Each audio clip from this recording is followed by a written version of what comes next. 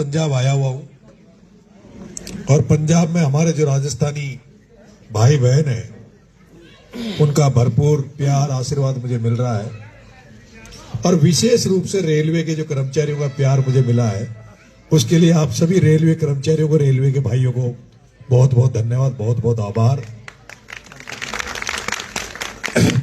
मैं जब पिपलौदी के बच्चों के लिए भी अनशन पे बैठा था तब भी रेलवे के भाइयों का बहुत बड़ा सहयोग मुझे मिला था और आपके यहां से भी मेरी मदद की गई थी, उसके लिए भी मैं आपका एहसानमंद हूं और आशा और उम्मीद करता हूं कि मुझे आपका ये आशीर्वाद, आपका ये प्यार हमेशा मिलता रहेगा और ये भरोसा दिलाता हूं कि मैं कभी कोई ऐसा काम नहीं करूंगा जिससे आपको लज्जित होना पड़ा, नीचे देखना पड़े। पर आज आपको पता, मैंने एक संगठन बनाया है क्योंकि राजनीतिक और सामाजिक जीवन में काम करने के लिए मैंने महसूस किया कि पिछले 20-25 साल से मैं अकेला ही भाग रहा था, दौड़ रहा था, कुछ साथी मेरे साथ चल रहे थे, पर अब हमें महसूस हुआ कि बहुत बड़ी संख्या में राजस्थान के हर क्षेत्र से लोग हमसे जुड़ना चाहते हैं, हमारे साथ काम करना चाहते हैं और जन समस्याओं को दूर करने के लिए आज जिस तरह का वातावरण है, चारों तरफ भ्रष्टाचार है, नशे की वजह से घर परिवार उजड़ते हुए जा रहे हैं। पूर्वी राजस्थान में भी कई गांव ऐसे हैं जहां इसका नशे का बहुत ज्यादा प्रसार फैल रहा है और इसका नुकसान हो रहा है। तो किसानों के लिए, नौजवानों के लिए, कमजोर गरीब लोगों के लिए जो हमने एक सेवा का पथ पकड़ा है, उस पर मुझे लगा कि हमें एक संगठन बनाना चाहिए जिसमें ज्यादा से ज्यादा ऐसे लोग जो जनहित के कामों में आगे आना चाहते हैं, भागीदारी निभाना चाहते हैं, उन सबको हम जोड़कर और लोगों की ज्यादा से ज्यादा सेवा करें। ऐसे में आज मैंने क्रांतिकारी साथी शहीदे भगत सिंह जी के नाम पर एक भगत सिंह सेना का मैंने गठन किया है। मैं बहुत दिनों से सोच रहा था कि मैं कोई संगठन बनाऊं और उस संगठन को लेकर मैं गांव तक पहुंचूं, ज्यादा से ज्यादा लोगों को जोड़ूं। कई नाम विचार में आए। मैं जब देखता हूं, कई संगठनों को देखता हूं, तो अभी तक संगठन कोई जाति के नाम पे बने हैं, कोई धर्म के नाम पे बने हैं या कोई पार्टियों तक सीमित है। पर मेरे इस संगठन का नाम जो भगत सिंह सेना के नाम से, शहीद भगत सिंह के नाम पे रखा है, क्योंकि मैं मानता हूं कि आज अगर इस देश में अगर सबसे ज्यादा कोई युवा साथी जो सही सोच के साथ किसी को फॉलो करते हैं, तो मुझे लगता है कि भगत सिंह से बड़ा कोई चेहरा हमारे पास नहीं है जिसको लोग बहुत बड़ी संख्या में फॉलो करते हों। ऐसे में हमने भगत सिंह का नाम से संगठन बनाया है ताकि हम युवाओं को ज्यादा से ज्यादा जोड़ें। भगत सिंह को पंजाब में बहुत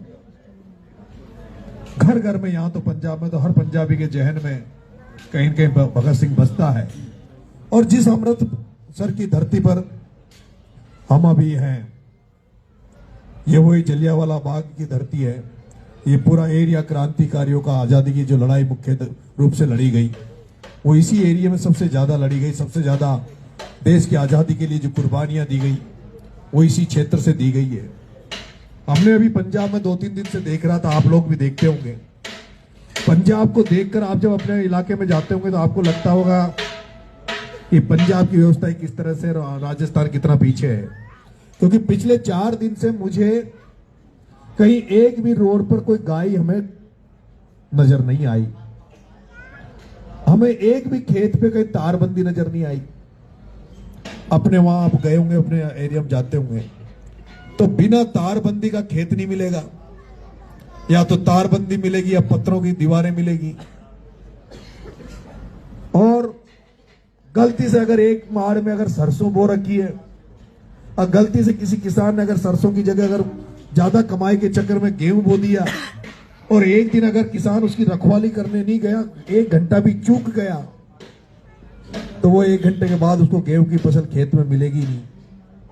तो आपने यहां सेटअप देखा होगा, पूरे 3-4 दिन हमें हो गए, कहीं भी गाय सड़क पर नजर नहीं आई, कहीं खेत पे तारबंदी नजर नहीं आई, क्योंकि यहाँ बड़ी अच्छी व्यवस्था है। और हमने देखा खेतों पे, दिन में हमने देखा है कि दिन में यहाँ खेतों पे किसान भी कोई नजर नहीं आता, वो खेत का काम फ्री करके मुझे लगता है कि वो खेती के अलावा दूसरे काम धंधों में लग जाता है। लेकिन हमारे यहाँ आप राजस्थान में देख रहे होंगे, किसान खेती के समय कुछ मिनट भी अपने खेतों को नहीं छोड़ना चाहते, क्योंकि उसकी मजबूरी है, जंगली जानवरों की मजबूरी है, पशुओं की मजबूरी है। हमारे यहाँ कोई इस तरह का वातावरण हो गया जो नशाखोरी जो बढ़ रही है, इसमें एक कार इनका नशा जो राजस्थान में बढ़ रहा है, उससे परिवार नष्ट हो रहे हैं, फिर क्राइम बढ़ रहा है। तो आप लोग बड़े अच्छे एरिया में हैं जहां क्रांति का बीज इसी धरती से जाता है, और मुझे लगता है कि आप जब भी यहां से जाए तब भी आप राजस्थान में भी यहाँ के बारे में बताएं, किस तरह से यहाँ गौशालाएं बनाई गई हैं। और गौशाला भी मैंने संगरूर में गौशाला देखी, बड़ी व्यवस्थित गौशालाएं, उनकी सारी व्यवस्थाएं। हम चाहते हैं इस भगत सिंह सेना के माध्यम से ऐसे सारे सामाजिक काम हम राजस्थान में करें, और उसमें बड़ी मदद की जरूरत आपकी पड़ेगी। और थोड़ा थोड़ा अंशदान भी अगर आपको लगता है कि हम अच्छे काम कर रहे हैं, नेक काम कर रहे हैं, उसमें राजस्थान के लोग जो भी हमारी मदद करेंगे, उससे हमारी इच्छा है कि किसानों को और गौ माता को बचाने के लिए गौशालाएं खोलें। जहां पिछड़े हुए एरिया हैं, आपने यहाँ इतने सारे कर्मचारी अधिकारी आप देखते होंगे, हाड़ौती से कोई गिनती का कर्मचारी नजर आता होगा। उसका कारण क्या है, क्यों नहीं है? उसके पीछे ये है कि हमारा जो क्षेत्र जहां मैं अभी चुनाव लड़ा, वो बहुत पिछड़ा हुआ एरिया है।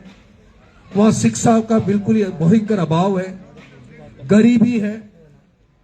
लोग अपने बच्चों को 10वीं 12वीं तक पढ़ा देते हैं, पर उनकी हिम्मत नहीं है BA MA पढ़ाने, कॉलेज लेवल पे कोटा जयपुर भेजने का। हमारी इच्छा है, मेरी इच्छा है, उन एरिया में जहां गरीब लोग अपने बच्चों को नहीं पढ़ा पाते, तो उनके लिए निःशुल्क कोचिंग सेंटर खोले हम। क्योंकि आपने नोटिस किया होगा कि इस कस्बों में हर जगह अपने वहां भी कई ऐसी धर्मशालाएं मिलेगी, कई ऐसी कॉलेजों की, स्कूलों की बिल्डिंगें मिलेगी जो शाम के टाइम पे फ्री रहती है। लेकिन हम प्रयास करें थोड़ा सा भी, तो ये भगत सिंह सेना में बना रहा हूं, जिसका जब तहसील लेवल पे हर जगह गठन हो जाएगा, तो उन लोगों को हम प्रेरित करेंगे, मोटिवेट करेंगे कि आप अपने लेवल पे छोटी छोटी कोचिंगें खोलें। पंजाब में मैंने देखा कि हर गांव में यहाँ भगत सिंह के नाम पर लाइब्रेरी मिलेगी, ओपन जिम मिलेगा, बड़े सुव्यवस्थित चीजें यहाँ चल रही है। ऐसा हम चाहते हैं कि राजस्थान में भी हम करें, और जब ये संगठन हमारा मजबूत हो जाएगा, धरातल पे आ जाएगा, उसके साथ साथ हम इन चीजों को बढ़ाएंगे। मैं उम्मीद करता हूं इस भगत सिंह सेना से आप सब लोग भी जुड़ेंगे और इस संगठन को मजबूत करेंगे, क्योंकि मुझे लगता है कि आदिवासी समाज में राजनीति में बहुत सारे लोग आए, MLA MP भी बने। मुझे यहाँ कुछ गुर्जर साथी भी नजर आए थे अभी, उनसे भी हमने प्रेरणा लेनी चाहिए कि इनके समाज में भी, जैसे स्वर्गीय पायलट साहब जो थे, राजेश जी पायलट साहब, उनके नाम पे राजेश पायलट ट्रस्ट बना हुआ है, जिसके माध्यम से हॉस्टल खोले जा रहे हैं, कॉलेज है, कई सारे काम किए जा रहे हैं। लेकिन आदिवासी समाज में विशेष रूप से हमारे पास नेता बहुत हुए, MLA भी बहुत हमने देखे, सांसद भी बहुत हमने देखे, लेकिन ये दुर्भाग्य की बात है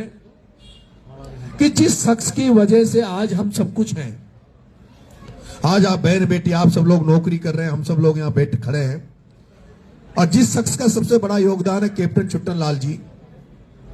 आज उस कैप्टन छुट्टन लाल जी को भी हम उस तरह से याद नहीं कर पाए राजस्थान में, या उस तरह से उनको वो सम्मान नहीं दे पाए जो सम्मान उन्होंने हमें दिया, हमारे आने वाली पीढ़ियों को दिया, जिसकी वजह से आज हम पढ़ लिख कर नौकरियां लगे। तो मैं चाहता हूं कि ये जो MLA और MP बनने तक जो राजनीति सीमित रह गई है, उस राजनीति से हटकर कुछ नई राजनीति हम लोग डेवलप करें, नई राजनीति पैदा करें, और एक नई राजनीति के तौर पर नई खोज हम पैदा करें। जब ये संगठन मजबूत हो जाएगा, तो संगठन में हो सकता है बहुत सारे लोग जो मेरे साथ भी, बहुत सारे लोग अपने खर्चे पे अपनी गाड़ियां लेके मेरे साथ चल रहे हैं, और इनको भी मुझे लगता है यहाँ बहुत सारी चीजें सीखने को मिली होगी पंजाब में। जब ये संगठन मजबूत हो जाएगा, जब लोग काम करेंगे, तो हो सकता है इन्हीं में से कोई बहुत सारे लोग राजनीति में भी निकल के आए, अच्छे लोग निकल के आए।